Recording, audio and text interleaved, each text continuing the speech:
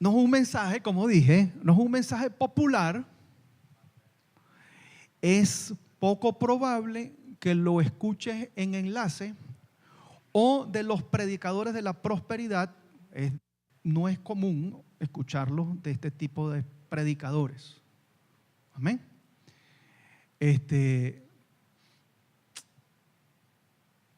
Bueno, sigo. Iba a decir algo, no lo voy a decir. Ok.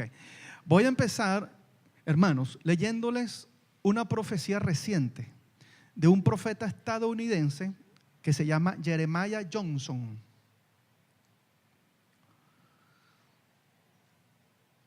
Yo le escuché predicar en la iglesia Morning Star de Carolina del Norte, donde están mis hijos estudiando, por cierto.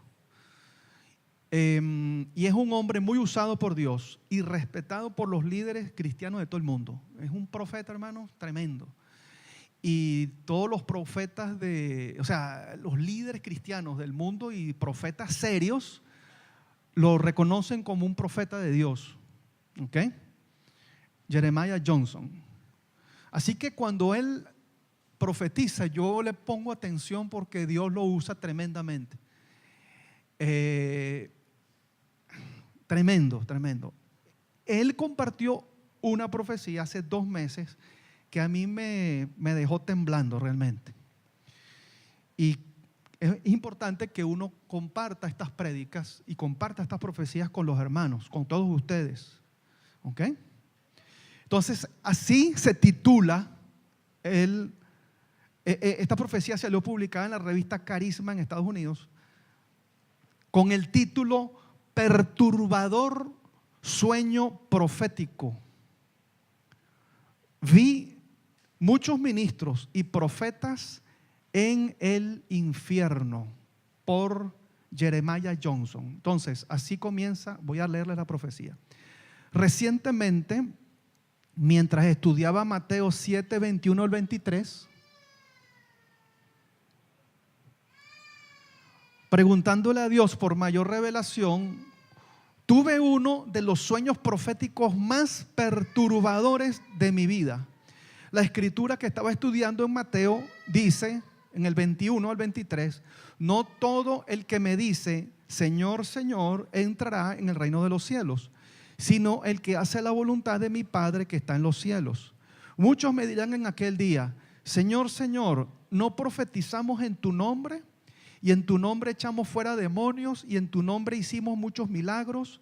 Y entonces les declararé, jamás os conocí, apartaos de mí los que practicáis la iniquidad. Y él sigue diciendo, en el sueño profético fui llevado al infierno, donde vi todos estos ministros e individuos quienes habían hecho milagros, echado fuera demonios y profetizado. Lo que vi después nunca lo olvidaré. El Espíritu Santo me mostraba largas filas de personas detrás de estos ministros e individuos.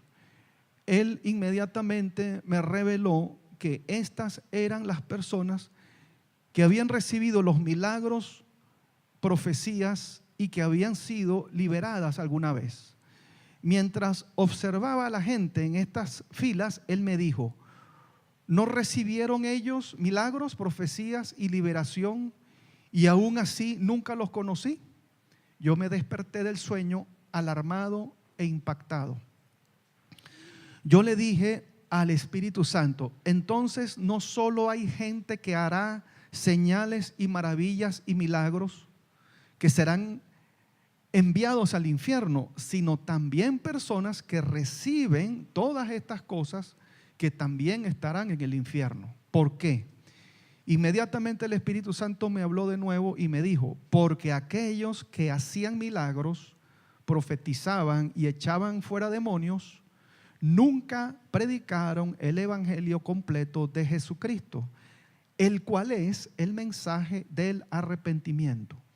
Estaban tan enamorados con los dones que les había dado que la gente se convirtió en trofeos y souvenirs para ellos. Cuando mi poder se manifestaba en sus ministerios, ellos le dirían a la gente que yo los amaba, pero nunca que ellos necesitaban arrepentirse de sus pecados. Te digo que un gran engaño se extenderá sobre el movimiento de señales y maravillas en la tierra. Cuidado con los ministerios donde fluyen milagros y profecías, pero el mensaje de arrepentimiento está ausente. Has sido advertido. Así le mostró el Señor al profeta Jeremiah Johnson. Entonces, bueno, hermanos, este mensaje profético me hizo y me hace temblar, ¿ok? Porque uno tiene que tener temor de Dios cuando Dios habla, y habla de esta forma. No es juego. En la Biblia, esto está en la Biblia. Voy a compartirles, ¿ok? Y el Señor le advierte sobre las iglesias, incluyendo esta, donde se predica el evangelio, pero no el evangelio completo. Yo mismo me sentí, ¿cuándo fue la última vez que yo prediqué del arrepentimiento? Pues no me acuerdo. Si uno lo menciona, pero no es algo que uno predica de una manera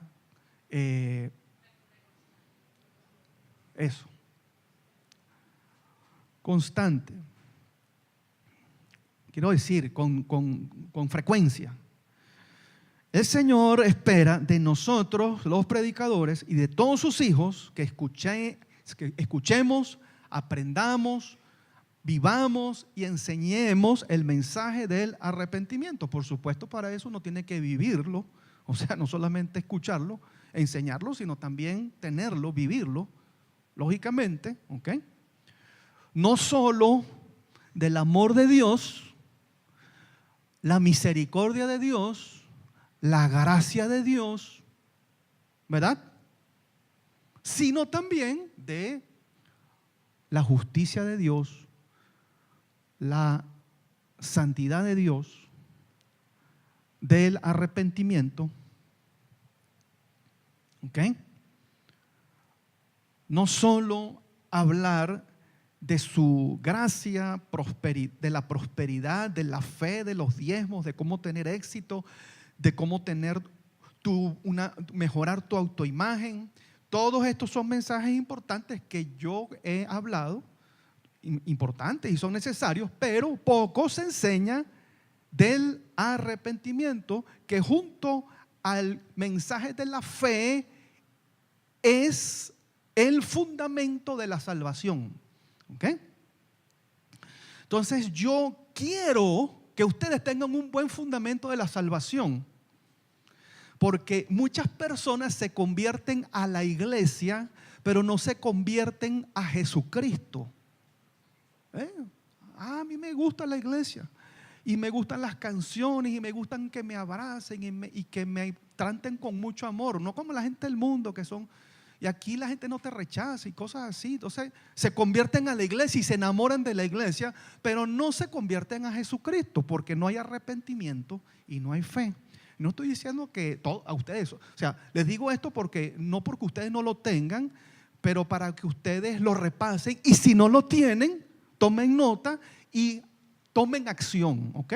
Y también lo enseñen a otros. Quizá hay hermanos que no vinieron hoy. Bueno, mira, tú sabes, escucha la prédica del pastor Enrique y escúchala, medítala, ¿ok?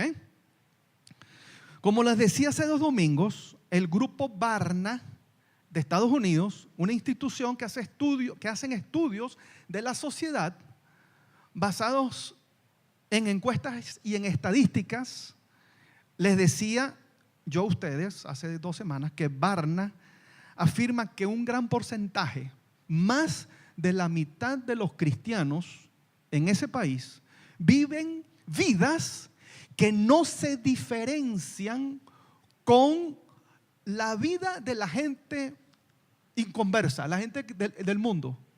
No hay prácticamente diferencia. La tasa de divorcio es similar. La tasa de, la forma de vivir, el estilo de vida es similar a la gente del mundo, pues la gente que no, pero el domingo están en la iglesia y les gusta la iglesia, les gustan las canciones y les gusta, entonces sienten, buscan como sentirse bien. Está bien porque tenemos que sentirnos bien en la iglesia, ¿me entiendes? O sea, Dios quiere que nos sintamos bien en la iglesia. Y Dios quiere llenarnos de su gozo, pero tenemos que predicar el evangelio completo, equilibrado. Tenemos que hablar todo lo que la Biblia dice, ¿ok? Sobre el evangelio. Bueno, y eso es lo que está pasando. Por ejemplo, un líder de una reconocida denominación de Estados Unidos, yo digo de Estados Unidos porque es lo que estoy leyendo, estadísticas de Estados Unidos, pero es que en Venezuela puedo suponer que es o igual o peor. ¿Ah? ¿Verdad? Mira cómo estamos aquí, esta sociedad como está, que se ha deteriorado de tal forma. ¿Ok? Un líder, le decía, de una reconocida denominación allá en Estados Unidos, admitió que si removieran a todos sus pastores que han incurrido en inmoralidad sexual, no sabrían qué hacer con tantas iglesias que se quedarían sin pastor.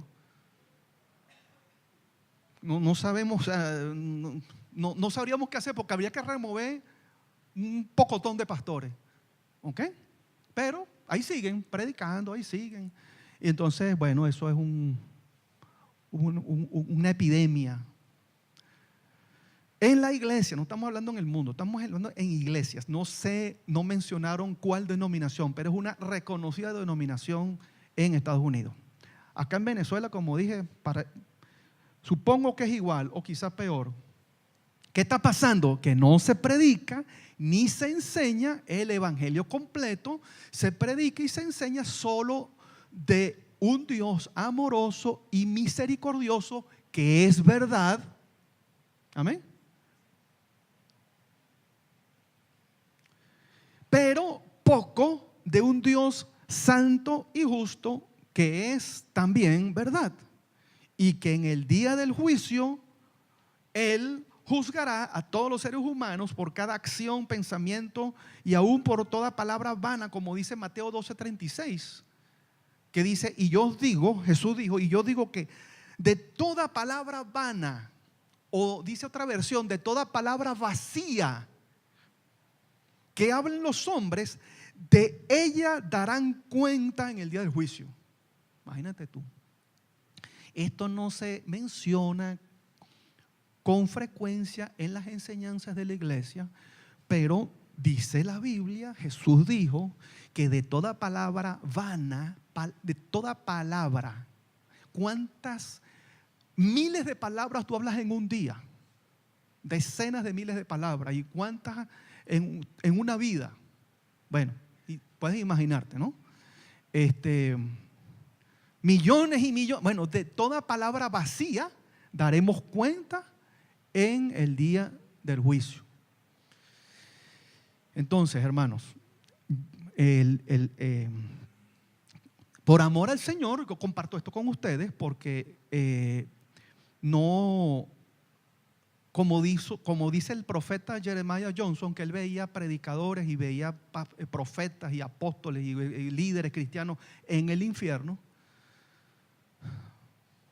porque no todo el que me dice Señor, Señor entrará en el reino de los cielos, incluyendo los que profetizan, expulsan demonios y hacen milagros. Dice, nunca los conocí. Entonces, y detrás habían filas de personas que seguían a esta gente y también estaban en el infierno. Bueno, yo planeo ir para el cielo. Yo espero que ustedes, la larga lista, sean ustedes detrás de mí, amén. Esa es la idea. Entonces, pero tengo que predicarles el evangelio completo. A mí me encanta predicar sobre la fe y la oración y tener, ¿cómo se llama?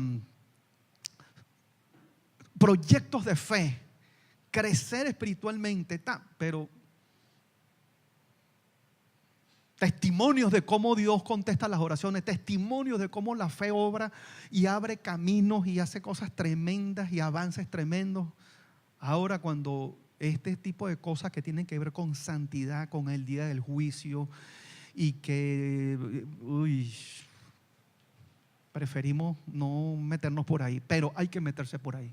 Hay que aprender esas cosas. ¿Okay? ¿Qué es el arrepentimiento bíblico? Es reconocer, primero es reconocer mi pecado. Bueno, ¿y qué es pecado? Bueno, una definición muy básica es errar el blanco. ¿Okay? Simplemente no hacer lo que nos corresponde, desobedecer los mandamientos de Dios, desobedecer la ley de Dios. ¿Okay? Entonces,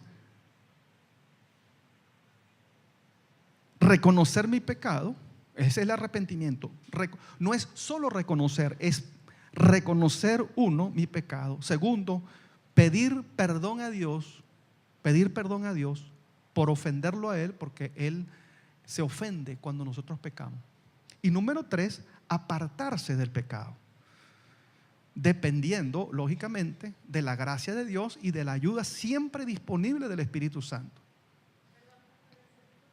¿Ah? Pedir perdón a Dios. Y tercero, apartarse del pecado. ¿Okay? Entonces el arrepentimiento también, otra característica es que es una forma de vida. ¿Okay? No es algo que una vez me arrepentí. Oye, mira, sí, hace 20 años yo me arrepentí, yo le entregué mi vida a Jesucristo y amén, gloria a Dios. Pero eso fue hace 20 años, o hace 10 años, o 5, lo que sea. ¿Okay? Pero el arrepentimiento es una forma de vida. ¿Ok? Es algo que hacemos todos los días, es una práctica diaria. Amén. ¿Entienden eso? Es diario. Hace un tiempo atrás yo les compartí a ustedes sobre el Padre Nuestro, ¿se acuerdan? Sobre la oración del Padre Nuestro, que eran varios domingos, que eran como 6 prédicas de todo lo que es el Padre Nuestro, que son 6 secciones, y cómo orar con el Padre Nuestro y todo eso. Bueno, ahí Jesucristo nos enseñó a orar, y una parte del Padre Nuestro decía: danos hoy nuestro pan de ¿qué? Cada día. O sea que cada día tenemos que orar de esa manera. Cada día, Señor, danos el pan de cada día. Luego dice ¿qué? Perdona mis pecados, mis ofensas, cada día. O sea, porque si cada día oramos y cada día pedimos, si todos los días pedimos el pan de cada día, entonces también cada día debemos pedirle perdón por nuestras ofensas, por mis pecados, como también perdonamos a los que me ofenden. Todo eso está conectado, amén. Pedir perdón al Señor y perdonar a otros que nos ofenden a nosotros. ¿Okay? Entonces, hace 2 domingos yo terminaba la prédica, creo que fue, sí, el último domingo del año pasado. Primera de Pedro 1, 14 al 17, yo les terminaba así con esta escritura que dice así. Primera de Pedro 1, 14 al 17, dice así: como hijos obedientes, no os conforméis a los deseos que antes teníais en vuestra ignorancia, sino que, así como aquel que os llamó es santo, así también sed vosotros santos en toda vuestra manera de vivir. Porque escrito está: sed santos porque yo soy santo. Y si invocáis como Padre a aquel que imparcialmente juzga según la obra de cada uno, conducíos en temor durante el tiempo de vuestra peregrinación. Entonces el Señor nos dice aquí que como Él es santo y Él es nuestro Padre y nosotros sus hijos, Él dice también: sed vosotros santos en toda vuestra manera de vivir. Y si lo invocamos como Padre, a aquel que imparcialmente juzga según la obra de cada uno, porque Él no tiene favoritos, Él imparcialmente juzga según la obra de cada uno, conducíos en temor. Dice así, ¿por qué temor? Mejor fe, es mejor fe que temor. Pero este no es el temor de tener miedo, la emoción negativa de temor. Este es un aspecto positivo. Este es el temor positivo, el temor de Dios. Pero es temor, es tener miedo, es tener, wow, Dios, Señor, es como tengo miedo y no voy a hacer eso. No, yo mejor no paso por ahí, no voy porque tengo temor de Dios, de hacer esa maldad. ¿Entienden, hermanos? Ese es el temor de Dios. Temor. Conducíos en temor durante el tiempo de vuestra peregrinación. Entonces, el mismo Dios que dice, por ejemplo, en Hebreos 4:16, acercaos confiadamente al trono de la gracia, es el mismo que dice, seamos santos en toda vuestra manera de vivir. ¿Ok? Y que nos conduzcamos en temor de Dios durante el tiempo de nuestra peregrinación, o sea, a lo largo de nuestra vida. O sea, Dios es un Dios de gracia. Mira, el trono de Dios es un trono de gracia. Será cuando partamos de esta tierra, no vamos a ver un trono de gracia. Será, ¿qué cosa? Un trono de juicio. En este momento, hermano, mientras respiramos aire en esta tierra con los pies puestos sobre la tierra, el trono de Dios actualmente es un trono de gracia, donde Él dice, vengan, acérquense, pero es que yo estoy lleno de pecado y de maldad, ven igual, yo te acepto, arrepiéntete de tus pecados, pide perdón a Dios, cree en que Cristo murió en mi lugar y con esa sangre limpió tus pecados. Acéptame en tu corazón como Señor y Salvador y ven, pero entra. No te quedes afuera. Ese es el trono de gracia. El trono de gracia es el favor de Dios. Es un Dios de favor, de gracia, de amor, de misericordia, donde dice, no importa lo pecador que hayas sido, no importa lo malo que hayas sido, no importa que hayas caído en la bajeza más terrible que pueda caer un ser humano, pero ven, pero yo te acepto.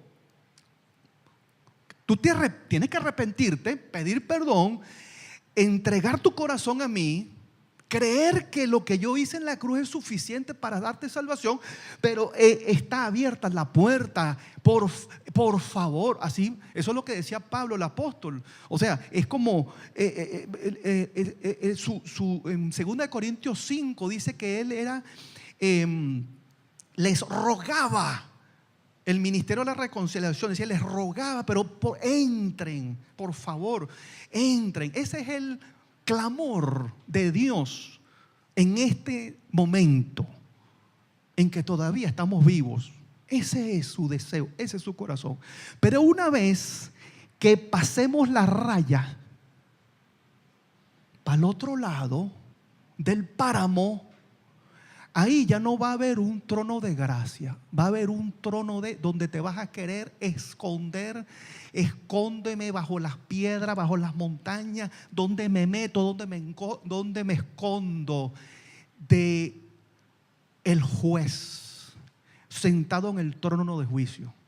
Dios mío, vamos, salgan corriendo. ¿Okay? Si no estamos perdonados y limpiados con la sangre de Jesús y vivido una vida de arrepentimiento y de discipulado y de servir al Señor. Amén.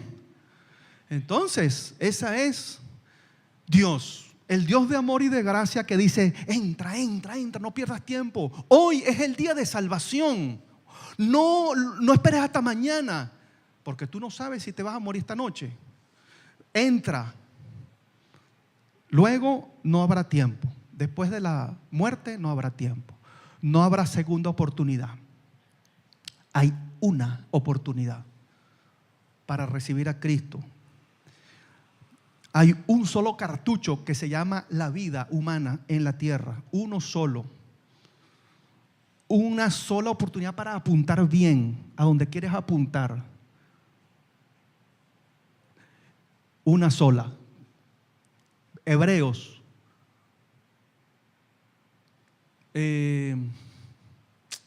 Hebreos, hay una, no recuerdo la cita, que dice: está establecido para los hombres morir una sola vez y después de esto, el juicio.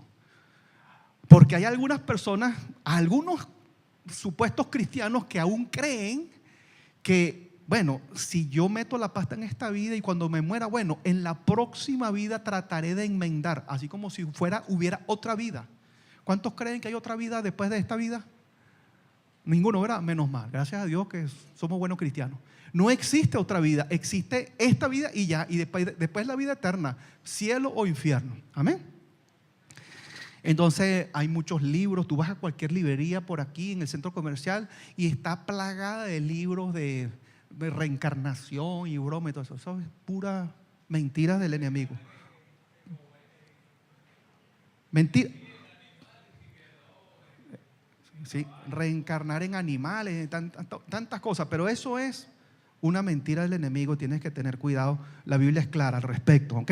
Entonces, tenemos que conducirnos en temor, o sea, el mismo Dios de gracia que te dice acercaos confiadamente. Fíjate tú, dice confiadamente. O sea, tú no importa en lo que hayas estado metido, no importa que estés avergonzado por todos los pecados que uno ha cometido. Puedes estar avergonzado, pero puedes estar seguro que el Señor te dice: acércate, confía. Es que tú no sabes lo que yo he hecho, no te imaginas en dónde yo estoy metido. Acércate confiadamente al trono de gracia, dice la Biblia. Y el Señor te va a recibir, pero dices: ok, si vas a pasar a mi trono de gracia, que deja el pecado ahí. Yo te voy a ayudar, yo te voy a limpiar, pero tienes que dejar que yo lo haga y tienes que, tu decisión, no mía, es tu decisión de dejar el pecado aquí en la puerta y yo te limpio con mi sangre. Tú recibes a Cristo en el corazón y ya, y eres salvo para siempre. ¿Ok? Entonces, ese mismo Dios es el mismo que también dice en 1 de Pedro 1 que seamos santos en toda nuestra manera de vivir.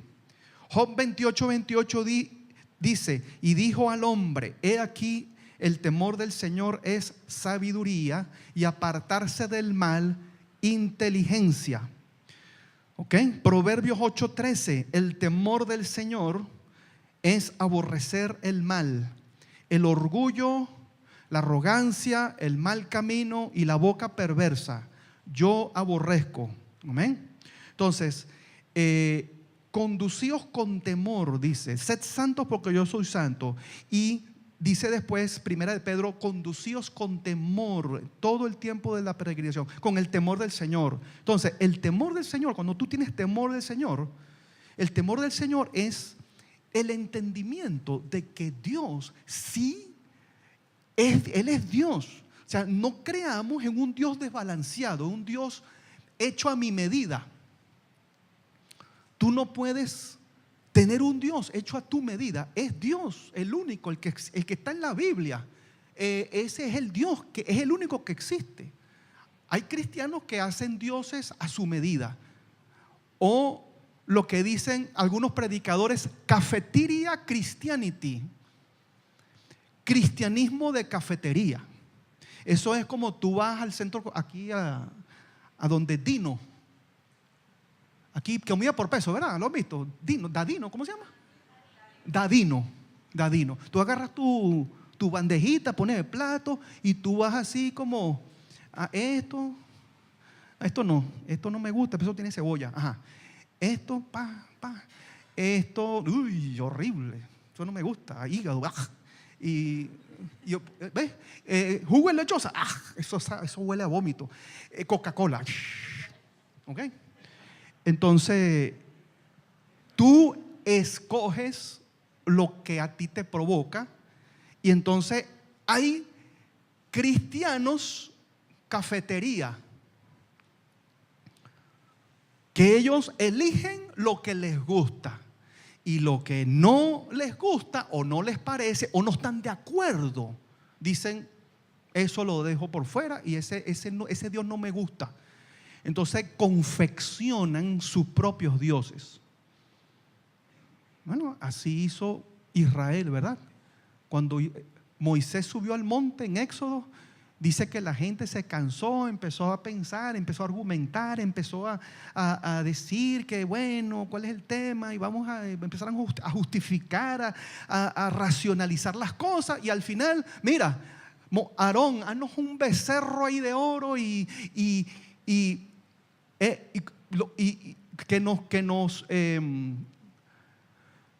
para que podamos volver a Egipto. Y dijeron, he aquí está Jehová que te sacó de Egipto. Jehová, dijo Jehová, o sea, el becerro de oro era Jehová. Empezaron a hacer dioses a su medida. Y empezó un relajo total que, bueno, tienen que leerlo en Éxodo. No había temor de Dios. El temor del Señor, entonces, es aborrecer el mal. El orgullo, la arrogancia, el mal camino y la boca perversa yo aborrezco. Es no solamente estar de acuerdo en que es malo, sino aborrecerlo. No, yo sé que chismear es malo, yo sé. Entonces hay que aborrecerlo, no involucrarse en ello. El orgullo, la arrogancia, el mal camino, la boca perversa, yo aborrezco. El que tiene temor de Dios va a aborrecer el orgullo. El que tiene temor de Dios va a aborrecer la arrogancia, el mal camino y la boca perversa.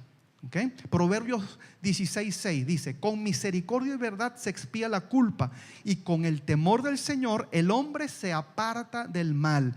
El temor de Dios hace que tú te apartes del mal. Y si tú cometes un pecado, pero porque puede pasar, porque somos humanos, ¿verdad? Y pecamos, pero el temor de Dios hace que tú, después que tú pecas, tú dices, wow,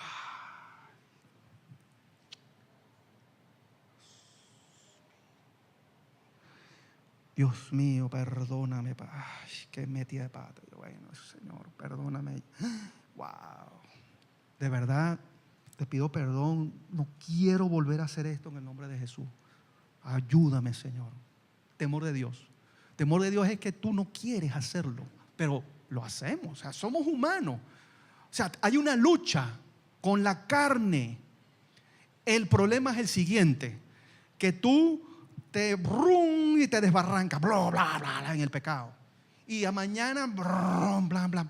Y al día siguiente, oye, yo me voy a hacer más bien como una especie de un tobogancito para yo irme más rápido, más fácil.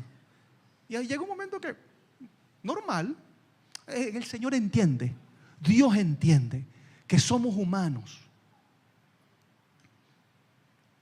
Él no entiende. Él no entiende. El que tienen que entender es uno. Él ya entiende, no es que no entiende, él ya entiende. Pero el que tiene que entender es uno. Entonces, el temor del Señor, si el Señor está en tu corazón, va a estar el temor de Dios para apartarte del mal. En la lucha contra el pecado y contra nuestra naturaleza carnal, tenemos que estar claros si vamos a tener éxito y vivir en victoria, que no podemos echar fuera la carne. Mejor dicho, echamos fuera a los demonios, pero nosotros crucificamos la carne a través del arrepentimiento. Escuchen bien, ¿cómo manejamos el tema, la lucha con el pecado? Dios nos da la gracia porque el Espíritu Santo, cuando tú aceptaste a Cristo, te acercaste al trono de gracia. Él te lavó de tus pecados y te dio una nueva naturaleza y te dio un nuevo corazón. Te quitó el corazón de piedra y te dio un corazón de carne. Y dice la Biblia en Ezequiel 36, así, rapidito, aquí: te daré un corazón, te quitaré el corazón de piedra y te daré un corazón de carne, y pondré dentro de vosotros mi espíritu y haré que andéis en mis estatutos y haré que cumpláis cuidadosamente mis ordenanzas. En otras palabras, Él hace que tú quieras obedecer. Dime tú si eso no son buenas noticias. Él hace que tú quieras obedecer, pero tiene que ser en sus términos. Tú tienes que dejar el pecado aquí en la puerta y pasar. Yo te lavo, yo te limpio. Y entonces hay una nueva vida. No quiere decir que somos todavía, vivimos en esta carne, tenemos una lucha. Y esa lucha con el pecado hace que nosotros tengamos que aprender, depender de Él, aprender a escuchar la voz de Dios. Tantas cosas que hay que hacer, ¿ok? Entonces, tenemos entonces que crucificar la carne. Marcos 8, 19, si mal no recuerdo, dice: el que quiera venir en pos de mí, niéguese a sí mismo, tome su cruz y sígame. ¿Qué es la cruz? ¿Qué es la cruz? ¿Qué es la cruz, hermano? Pregunto. La cruz. Bueno, la cruz es la medallita que tengo aquí. No, hermano, esa no es la cruz. La cruz es donde los romanos mataban a las personas que ellos consideraban que habían violado la ley. La cruz es un instrumento de muerte. Ahí la gente muere. Cuando el Señor dice: si ustedes quieren ser mis discípulos, tienen que negarse a sí mismo, tomar la cruz, tu cruz. ¿Y qué va a pasar en esa cruz? Tú te vas a morir. Pero no físicamente. ¿Te vas a morir a qué? A tus viejos deseos, a los pecados, a los vicios de antes, a la boca perversa, a la inmoralidad sexual, a todas esas cosas de antes, del viejo hombre, la vieja mujer. Eso, crucificar la carne. Es como rudo decir eso, ¿no? Crucificar la carne. Wow, es como... No me gusta que me hablen así, pero eso es lo que la Biblia dice. ¿Ok?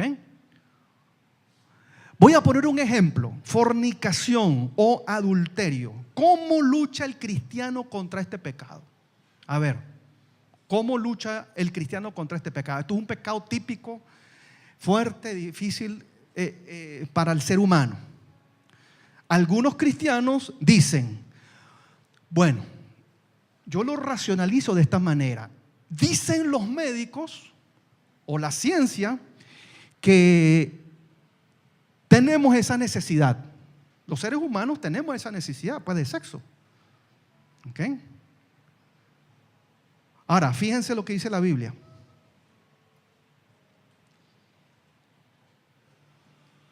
Colosenses 3:5.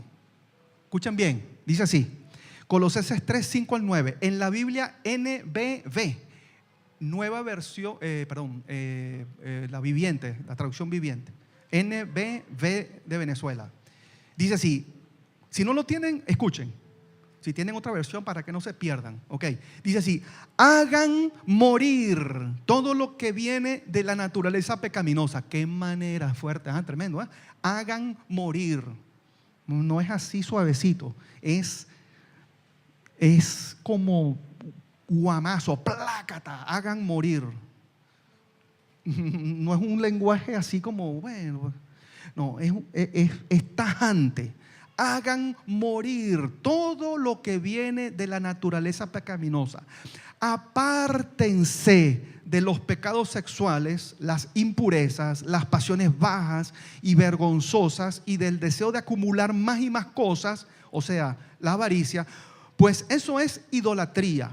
La terrible ira de Dios caerá sobre los que hacen tales cosas, que son lo que ustedes antes hacían. Pero ha llegado el momento de arrojar de ustedes la ira, el enojo, la malicia, los insultos, las malas palabras. No se mientan unos a otros ahora que ya murieron a aquella antigua vida llena de vicios. ¿Ok? Ya ustedes murieron a eso, pero se los repite: cuidado, pues hagan morir. ¿Ok? Hagan morir. Déjalo morir. Pregunto, hermanos, ¿cómo dejas morir algo? Por ejemplo, si tú tienes un animalito en tu casa, un gatito, un perrito, un lorito, un pajarito, ¿cómo lo dejas morir? ¿Ah? No le das comida. No le das comida. No lo alimentes más. No le des más comidita. No le des más agüita. No lo sigas entreteniendo. Déjalo morir. Así dice Colosenses 3:5. Hagan morir todo lo que viene de la naturaleza pecaminosa. Claro, si no eres cristiano es imposible, pero si tú eres cristiano, si tienes el Espíritu Santo y una nueva naturaleza, Dios quitó de ti el corazón de piedra y te puso un corazón nuevo, un corazón de carne, y te dio su Espíritu Santo. Entonces sí puedes hacer morir, porque Dios te da el poder, la gracia, la habilidad para hacerlo. Es algo que viene de Dios. Solamente un cristiano verdadero puede vencer el pecado como dice la Biblia. De otra manera es absolutamente imposible. Solo por el Espíritu Santo podemos hacerlo. ¿Ok? Entonces, si estás ahí con la lucha, bueno, entrégate a Jesucristo. Tienes que entregarle tu vida a Él de corazón. Dice, mira, aquí está, plum, te lo entrego todo. Ya, se acabó. Ya no más luchas y bromas, etcétera. Vamos a darle. Entonces, no lo sigas entreteniendo, hagan morir. El sexo, contrario a lo que la mayoría piensa. Escuchen bien esto. El sexo, contrario a lo que la mayoría piensa, no es una necesidad. Repito, el sexo, contrario a lo que la mayoría piensa, no es una necesidad. ¿Sabe por qué hago ese tipo de cosas?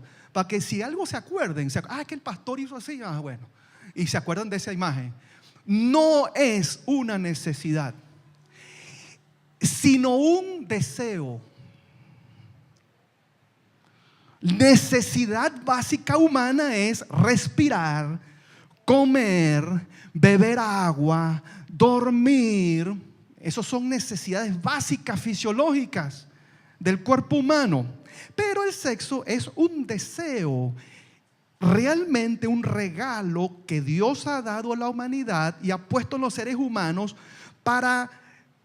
y es reservado para ser disfrutado dentro de los límites y el pacto matrimonial. ¿Ok? Entonces, no, yo no puedo esperar al matrimonio porque es una necesidad. No es una necesidad, es un deseo y tú tienes que, mientras estás soltero o lo que sea, bueno, no tiene que no comportarse como un animal que ve el perrito anda en la calle, una perrita y va corriendo. ¿Entiendes? No, pues tú eres un ser humano. Tú eres un ser moral. Estás hecho a la imagen y semejanza de Dios. Un perro no tiene responsabilidades morales delante de Dios porque no van a ser juzgados en el día del juicio. Pero tú sí. Y vamos a tener que rendir cuentas por cada palabra vacía, por cada mentirita y por cada fornicación, adulterio, mujeres, bromas, hijos regados por ahí por todos lados. Entonces tenemos que estar conscientes de eso. A los adúlteros juzgará a Dios, dice la Biblia. Ningún fornicario y adúltero entrará en el reino de los cielos, dice la Biblia. Este pastor, perro, está candela hoy. Bueno, pero es que si es la Biblia. Yo no estoy diciendo nada que no esté en la Biblia, está en la palabra de Dios. Tenemos que, acuérdense, predicar y de eso hay que arrepentirse. Yo quiero que cuando yo vaya al cielo, en el nombre de Jesús, me sigan muchos de ustedes, o todos ustedes, amén. Y así tiene que ser, todos. ¿Ok? No como en la profecía de Jeremiah Johnson. ¿Ok? Ya me quedan 0 minutos, pero ya voy a terminar. Entonces, Cuando Dios dice apártense de los pecados sexuales, es porque hay que apartarse, porque puedes apartarte. Si confías en Él, le amas a Él, dependes de Él, te entregas a Él y estás dispuesto a esperar el momento en que puedas tener y disfrutar de ese regalo que Dios te da cuando te cases. No, pana, pero este tipo sí está loco. Eso no es así, pana. Aquí en Venezuela la tradición es esta. Cuando el muchacho cumple tanto, entonces el papá le da plata para que vaya a un prostíbulo y para que tenga experiencia. Bueno, está bien, son tradiciones del mundo. Pero la Biblia, ¿qué dice?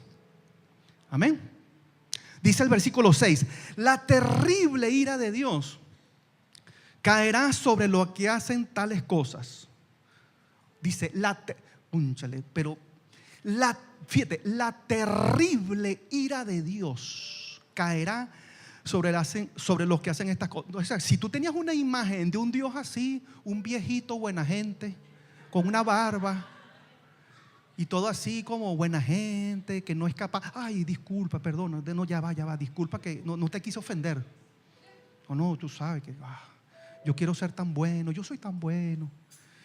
Y yo quiero que toda la humanidad entre a mi reino. No hay problema, no importa asesinos, no importa drogadictos, pedófilos, entren. Porque yo soy tan bueno. No, hermano, eso no funciona así. Dios es muy bueno, pero porque Él es muy bueno, Él quiere preservar su reino y en santidad y en pureza, en gozo indescriptible. Y le da la oportunidad a la humanidad que anda en cualquier cantidad a la humanidad que andan y nosotros estuvimos en un tiempo, nos da la oportunidad para no solo arrepentirnos y perdonarnos y limpiarnos, es hacer delete a todos los archivos. Hay 1 millón de archivos y todos los pecados que has cometido en la vida. Y Él hace así, ¿ves? Cuando tú haces, está escrito, tac, delete, y se borra todo eso. ¿Cómo te gustaría entrar al cielo sin que haya un solo archivito ahí que me culpe de algo? Es como si nunca hubieras hecho nada malo. La sangre de Jesús limpia todo eso. Eso es lo que el Señor quiere hacer contigo, amén. Pero si no estamos dispuestos, los archivos van a estar ahí y va a estar los videos. Todo va a estar ahí, hermano. Los videos van a estar ahí. Y en el día del juicio, esos videos van a estar, todo lo que tú hiciste en secreto, pensamientos, bromas, maldades, manipulaciones, traiciones, ahí van a estar los videos. Oye, pero son demasiados videos. No te preocupes, si está la eternidad entera, Dios va a tomarse su tiempo para en el día del juicio eso va a ser fuerte, hermanos. Nosotros no imaginamos, por eso quise que es el día terrible del Señor, dice la Biblia. En Joel, en los profetas, en el Nuevo Testamento también lo dice, el día terrible del Señor. Por eso es que cuando tú aceptas a Cristo y Él es tu Señor y tu Salvador y Él te perdona, y cuando venga el día del juicio, dice la Biblia que tú, como Él es tu vida, tú te regocijarás con Él, tú correrás a Él, tú lo abrazarás a Él y será algo glorioso. Porque estás santo, santificado, cubierto con la sangre de Jesús. Entonces hay un deseo de ir corriendo a Él. Los demás, ¿qué va a pasar? Corriendo a esconderse por donde puedan. Pero nadie se puede esconder, dice la Biblia. Nadie se va a poder esconder. ¿Okay? Entonces, repito, versículo 6. La terrible ira de Dios caerá sobre los que hacen tales cosas. Que la terrible ira de Dios es, ¿qué cosa? Es el infierno eterno. Es la terrible ira de Dios, el infierno eterno. Recordado por este perturbador sueño que tuvo el profeta Jeremiah Johnson. Es el infierno eterno, hermanos. Otro día podemos hablar del infierno eterno y por qué existe y por qué un Dios de amor y bueno hace eso. Hay muchas razones. La teología es muy clara y la Biblia es muy clara al respecto. O sea, no nos gusta pues escuchar sobre estas escrituras, pero ahí están, mis hermanos, y hay que enseñarlas. sobre quienes caerá la terrible ira de Dios. Menciona los pecados sexuales, las impurezas, pasiones bajas, vergonzosas, avaricia, que es idolatría. Entonces, cuando los cristianos empiezan a argumentar, justificar, racionalizar, darle la vuelta a las escrituras, terminan pensando que Dios es puro amor, pura gracia, un Dios confeccionado a su propia imagen del ser humano, y que su gran amor al final me comprenderá porque Él es bueno y Él me entiende y me dejará pasar al cielo así agachadito. Pero no es así, hermano. Los conceptos errados de Dios son peligrosos. Disfrutemos su amor y su gracia, pero al mismo tiempo tengamos el temor reverente de Dios en nuestras vidas. Amén. Vamos a orar. Señor,